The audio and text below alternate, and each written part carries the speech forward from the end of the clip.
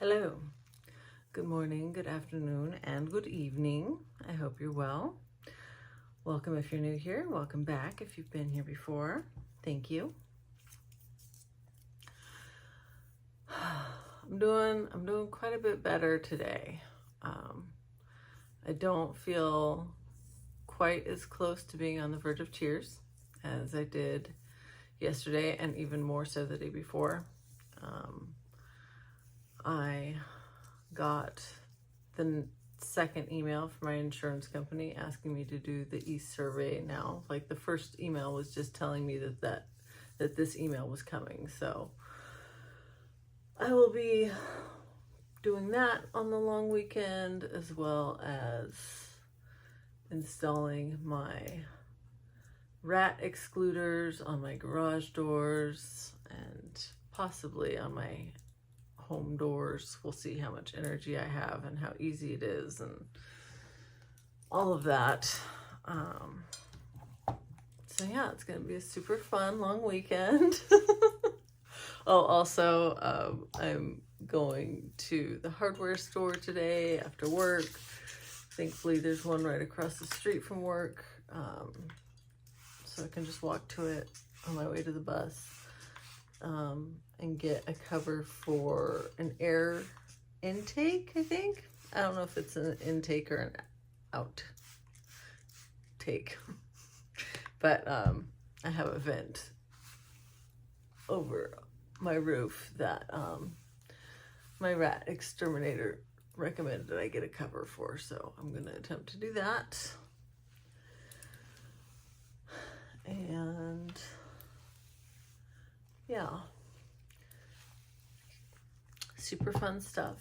And good news, I'm not using it today because I just got the final part for it yesterday, but I got my mic. This little part I was waiting on, because I did order one when I ordered my mic, but I ordered the wrong one. I ordered one for the DJI Mic 3, not the Mic Mini, and it is like a 32nd of an inch too big to work with the Mic Mini, which is infuriating. Like, why did they do that? I don't know if it's something about the technology where it has to be different, or if they just made it different for no reason. I feel like they could have made them standardized, but I don't know that for sure. Anyway, and also, like, now I just have one for the Mic 3 because there would have been a restocking fee. I would have had to pay for shipping, and like, it just wasn't worth it. So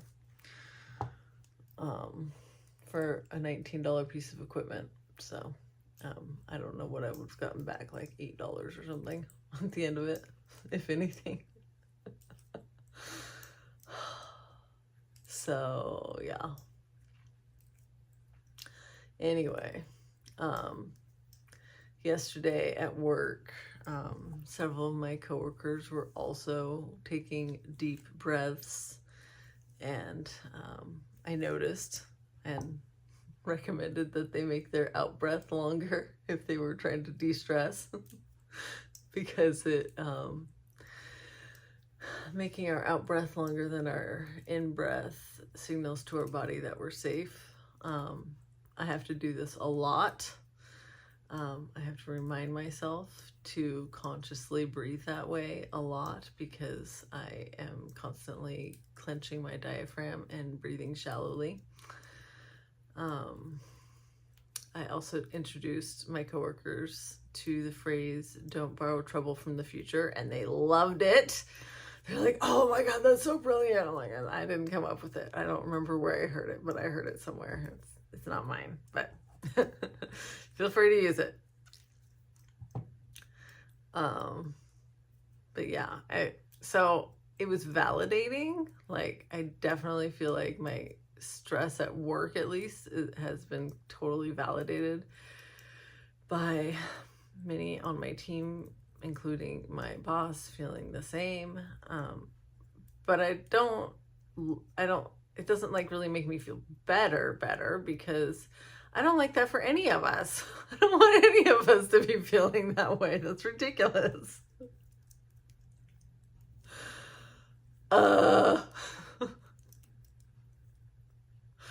But it is at least validating. Like, I don't feel like I'm just like failing at life by myself because everyone else is struggling too, which tells me that things are just too hard, period, for all neurotypes. I mean, I think everyone on my team is at least a little neurodivergent. That's why we're on the design team. But yeah, still. I am looking forward to not having to go to work for 3 days, even if I have to do unsavory tasks like putting excluders on my garage door and my man door, and figuring out how to operate. Oh yeah, so I'm not using the mic yet because I just got the little adapter after I got home last night, and I did not have the energy to like put everything together, hook it up to my phone, test it out. So I don't want to just like plug it in and then record a whole video and then discover that like no sound was recorded or something because I didn't know what I was doing. So I definitely want to test it before I actually use it. But better sound is coming. It's on the horizon.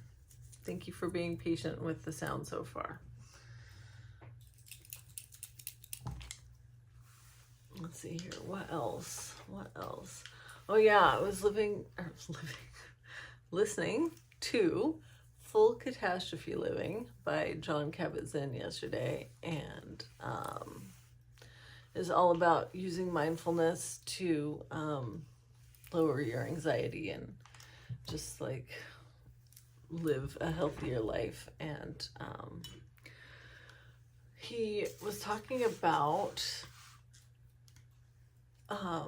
studies have shown that women who are diagnosed or who are waiting for diagnosis with breast cancer, they I can't remember how many women were in the study. I want to say 500. That could be wrong. Anyway, they interviewed all of them, and when they were interviewed, they did not know whether or not their lumps would come back as cancerous.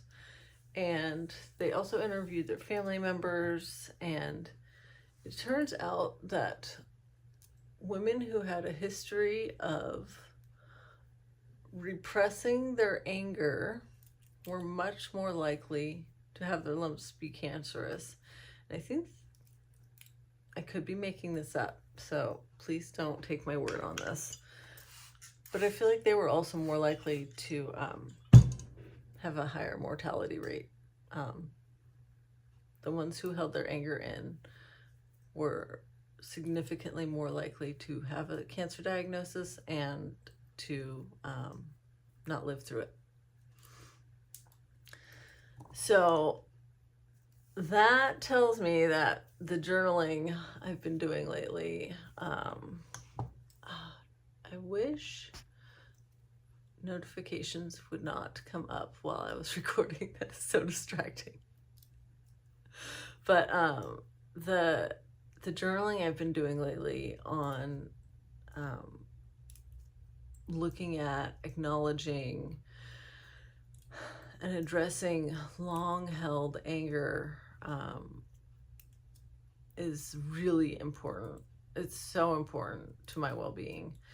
And it's really hard for me to do. I keep finding myself like trying to rationalize the anger away, like explain other people's behaviors and my own behavior, and just like explain the whole situation so that it makes sense, and therefore I don't get to be angry about it because because it makes sense. And this definitely comes from how I was raised. From multiple sources, I heard growing up that I knew better. I was smarter. I don't know, more was expected of me than was expected of other kids in school and otherwise. For whatever reason, like if there was ever a conflict, I was expected to always be the bigger person and to know better. The other person, well, they have reasons for being that way. Like, I have reasons. I have reasons too for my feelings. And then I feel like it just kind of got compounded by social narrative and like be the bigger person, be the better person, rise above. Like all this messaging that tells us that our anger is invalid, and that tells the part of us that's angry that it's not safe to come out, and we just stuff them down, down, down, and they don't disappear. They fester. Like that thorn I had in my finger weeks ago. If you're new here, I ended up having to, like, I didn't do it on camera, of course, but I ended up having to do minor surgery on myself to remove a thorn that decided to just keep embedding itself deeper and deeper into my finger instead of working its way out. But it's like that. Like if we keep stuffing our anger down because rationally it doesn't make sense, or because the person we're mad at has reasons and excuses for their behavior, so we don't get to be mad at them. All of that is bullshit. It doesn't matter. It doesn't matter if it doesn't make sense. If you're mad, you're mad. I'm not saying act out that anger, but like art it out, write it out, like find some safe, healthy expression, scream into a pillow, or if you have access to like a wilderness area. I don't. I live in the city and I bus. Well, I've heard that there are buses that can maybe get me out to I don't know. I have to look into it. But anyway, if you have access to a wilderness area where like no one can hear you, I've heard that it's super satisfying to like climb to the top of a hill and just like scream your heart out, like with rage. So, I encourage you to do that if that feels like it would be freeing for you and you have access to it.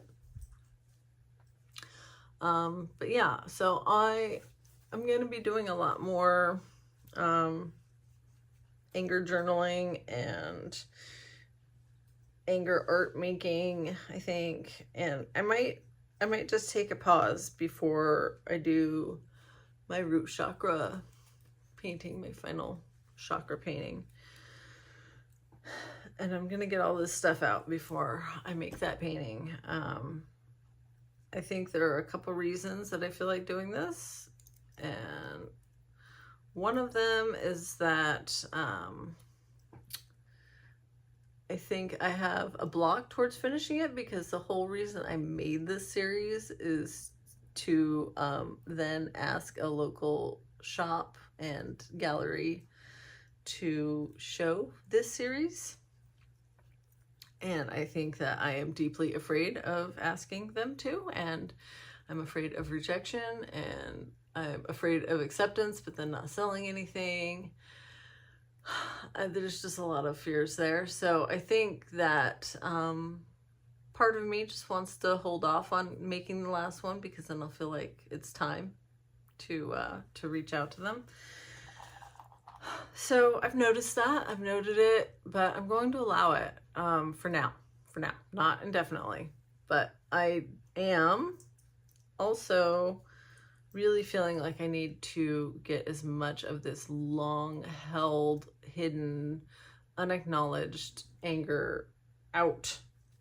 out of my body before I attempt to make a piece of art that is designed to activate and support the root chakra, which is all about feeling safe and rooted and connected. All this withheld anger and resentment is a barrier to connection. So I need to purge it so that I can genuinely and authentically put that intention into my work wholeheartedly. So that's my plan. And then once I've done that, hopefully I will feel safer and it won't feel so monumentally difficult to call that shop or email that shop and say, hey, would you like to show this series in your shop for a month? Because that would be really awesome. So yeah, anyway, that's where I'm at. I hope you're doing well. I love you. May you be happy. May you be healthy. May you be wealthy. And may you feel at ease until I see you next time. Bye-bye.